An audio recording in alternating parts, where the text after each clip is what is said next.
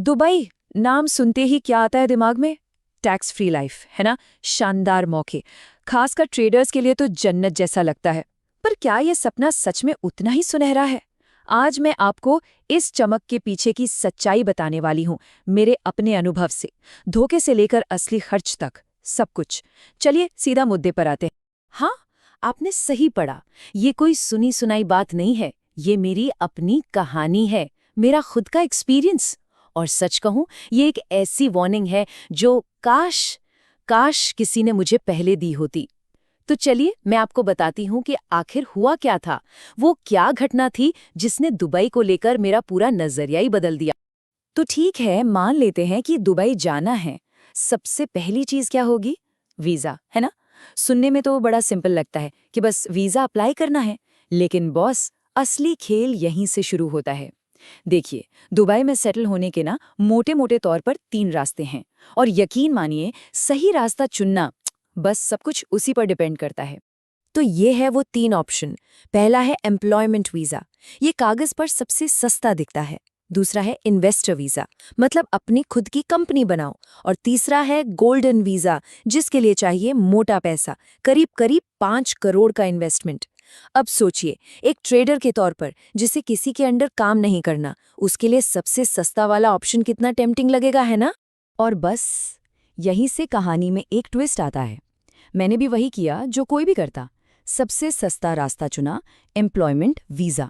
पर यह कोई नॉर्मल जॉब ऑफर नहीं था, ये उन कंपनियों में से एक था जो असल में वीजा बेचती हैं। और मुझे सच में कोई आइडिया नहीं था कि मैं सीधा एक स्कैम में घुस रहा था।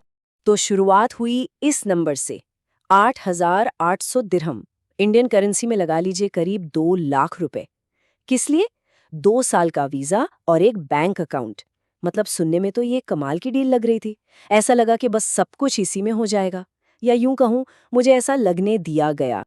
और वादा क्या था? सुनिए, बोले कि दुबई आने की भी जरूरत नहीं है, सब कुछ यहीं से हो जाएगा, वीजा, बैंक अकाउंट, एवरीथिंग। और सबसे बड़ी बात, ये सब एक दोस्त के थ्रू हो रहा था। तो मैंने भरोसा कर लिया। और बस यही मेरी पहली और सबसे बड़ी गलती थी। तो देखिए हुआ क्या, मैंने भरोसे में आकर 9,000 दिरहम दे दिए। लेकिन जैसे ही मैं फाइनल फॉर्मेलिटीज के लिए दुबई पहुंचा ना, गेम ही पलट गया। अचानक से और पैसों की डिमांड आने लगी। कभी 1,000 दिरहम दे दो, कभी 500 दे दो, और ये सिलसिला बस चलता ही रहा, खत्म होने का नाम ही नहीं ले रहा था। अब समझिए कि ये जाल बिछाते कैसे हैं। एक बार आपका वीजा प्रोसेस शुरू हो गया तो आप कानूनी तौर पर दुबई छोड़ ही नहीं सकते। और अगर प्रोसेस पूरा नहीं किया तो गवर्नमेंट आप पर भारी फाइन लगा देगी। ये स्कैमर्स इसी बात का फायदा उठाते हैं। वो आपको असली कंपनी से कभी बात ही नहीं करने देंगे, तो आप पूरी तरह से उन पर डिपेंड हो जाते हैं। आखिर में इस पूरे जाल से बाहर निकलने के लिए मुझे कुल 20,000 दिरहम देने पड़े। मतलब जो डील 8,800 से शुरू हुई थी, उसका लगभग 3 गुना। बहुत ही महंगा सबक था ये, पर हाँ, इसने मुझे दुबई के सिस्टम के बारे में वो सिखाया जो शायद मैं कभी और नहीं सीख पाता। तो उस बुरे एक्सपीरियंस के बाद मैंने तय किया कि अब सब कुछ सही तरीके से करना है। और सही तरीका था इन्वेस्टर वीजा। हाँ, ये महंगा है, बहुत महंगा है, लेकिन ये सेफ है और लीगल है। तो चलिए अब बात करते हैं कि ये काम कैसे करता है और इसकी असली कीमत क्या है। इन्वेस्टर वीजा के लिए एक प्रॉपर प्रोसेस होता है। पहले कंपनी बनानी पड़ती है, फिर वैट और कॉर्पोरेट टैक्स के लिए रजिस्टर करना होता है, और फिर कॉर्पोरेट बैंक अकाउंट खुलता है। और सुनिए, इसमें से एक भी स्टेप छोड़ा या लेट किया तो बहुत भारी फाइन लगता है। तो ये सब कुछ, मतलब पूरी लीगल प्रोसेस और वीजा, इसमें शुरुआत में ही करीब 8 से 9 लाख रुपए लग जाते हैं। अब याद आया वो 2 लाख वाला सस्ता स्कैम ऑफर। फर्क साफ है कि सही तरीके से काम करने का असली खर्चा क्या होता है। और कहानी यहीं खत्म नहीं होती। ये तो बस वन टाइम कॉस्ट थी। हर साल कंपनी को मेंटेन करने का खर्चा अलग है।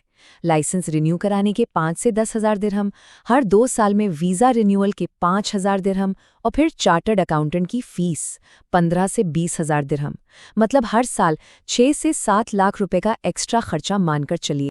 सब लोग कहते हैं दुबई टैक्स फ्री है, टैक्स फ्री है, पर एक सीक्रेट बताऊं, वो टैक्स नहीं लेते, वो फाइन लेते हैं। एक छोटी सी गलती, एक डेडलाइन मिस हुई और सीधा 5 से 10,000 दिरहम का फाइन। ये एक अलग ही तरह का फाइनेंशियल प्रेशर है। ठीक है, तो वीजा का खर्चा तो समझ आ गया, लेकिन दुबई में रहने का, मतलब असल में जिंदगी जीने का खर्चा कितना है, क्योंकि असली चैलेंज वहां पहुंचना नहीं है, असली चैलेंज है वहां टिके रहना। दुबई में रहने का सबसे सबसे बड़ा खर्चा क्या है?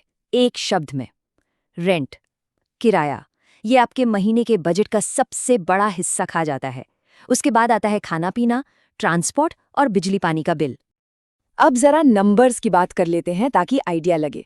एक ठीक ठाक एरिया में 1 BHK अपार्टमेंट का साल का किराया ही 17 से 22 लाख रुपए तक पहुंच जाता है। इसके ऊपर खाने पीने और आने जाने का खर्चा हर महीने करीब 50,000 रुपए और पकड़ लीजिए। और हाँ, इसमें बिजली पानी का बिल अभी अलग है। तो कुल मिलाकर जब आप वीज़ा मेंटेन करने का खर्चा और रहने का खर्चा जोड़ते हैं तो दुबई में एक ठीक ठाक डिसेंट जिंदगी जीने के लिए हर महीने कम से कम 4 से 5 लाख रुपए चाहिए। और ये मैं मिनिमम बता रही हूँ, एक बेसिक अनुमान है ये। तो इस पूरी कहानी से क्या सबक मिलता है? अगर अभी भी दुबई जाने का प्लान है तो यहाँ कुछ बहुत ज़रूरी बातें हैं जो आपके काम आएंगी। ये बातें आपके सफ़र को आसान और सबसे ज़रूरी सेफ बना सकती हैं। तो सबसे पहली और जरूरी बात, वीजा बेचने वाली कंपनियों से दूर रहना है हर हाल में। अगर एम्प्लॉयमेंट वीजा ले रहे हैं तो पक्का कर लें कि वो एक असली कंपनी है जहां से सैलरी आएगी। NRI रूल्स को अच्छे से समझ लें। टैक्स बेनिफिट के लिए 183 दिन इंडिया से बाहर रहना ही होगा। और हाँ, हमेशा याद रखिए, दुबई में फाइन्स के लिए एक अलग से बजट बनाकर चलना ही समझदारी है। तो आखिर में सवाल बस एक ही बचता है, क्या दुबई का सपना, इसकी ये असली कीमत चुकाने लायक है? देखिए, इसका कोई सीधा सा जवाब नहीं है। ये तो इस बात पर डिपेंड करता है कि आपकी एम्बिशन क्या है, आपकी फाइनेंशियल कंडीशन कैसी है और आप कितना रिस्क लेने को तैयार हैं। इसका फैसला तो हर किसी को अपने लिए खुद ही करना होगा।